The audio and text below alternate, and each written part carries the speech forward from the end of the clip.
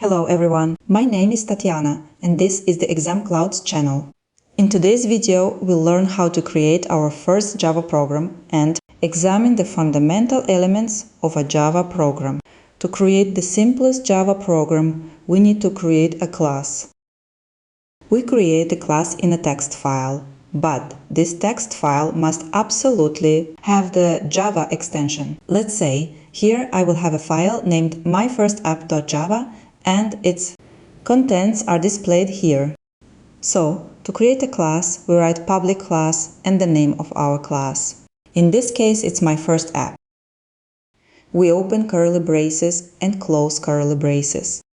Inside these curly braces will be the contents of our class. Public and class are keywords. I'll explain what public means a little bit later. Class naturally means class. You choose the class name yourself.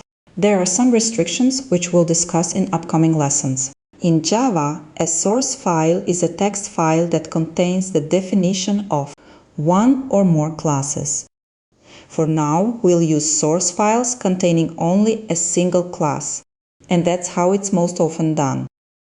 The Java compiler requires the source file to have the Java extension. Not txt, not something else. Specifically Java. By convention, the main file name should match the name of the file containing the program's source code. So we see here that our class name is myFirstApp and the file name is exactly the same.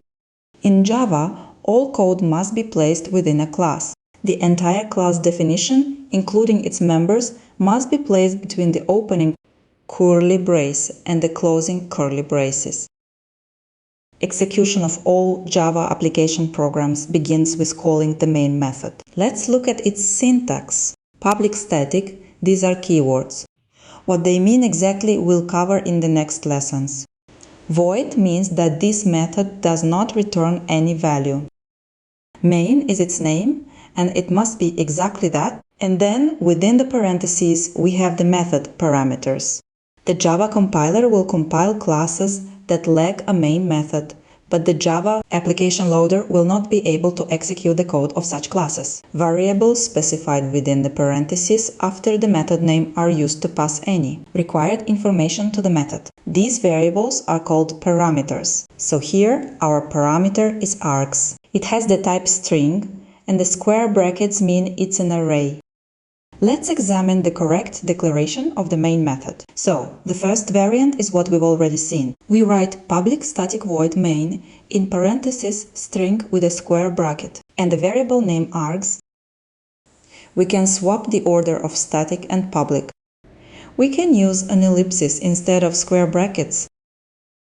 We can also change our variable name, for example, use x or some args instead of args, and place the square brackets at the end. However, the first variant is considered the most correct, so please use that one. And then in our program we add the command System.out.println hello world.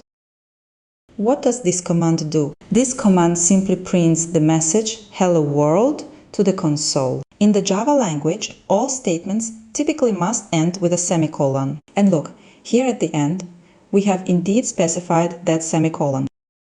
Most spaces, tabs, line breaks, and so on are ignored. For instance, here before the method parameter declaration, I added several spaces. That is perfectly fine to do. Here, before System.out.println, I added another line break. This will also work, as this white space will simply be ignored. Java is case sensitive, meaning uppercase and lowercase characters are considered different. For example, I changed the name of our method parameter. I wrote it now with a capital letter. Method parameters with a capital letter and a lowercase letter will be different. So in this video we covered how to write the simplest Java program. And in the next video we'll learn how to run it. This was the ExamClouds channel. Subscribe to our channel and give us a like. Don't forget to visit our website ExamClouds.com and also support our project on Patreon. Goodbye everyone!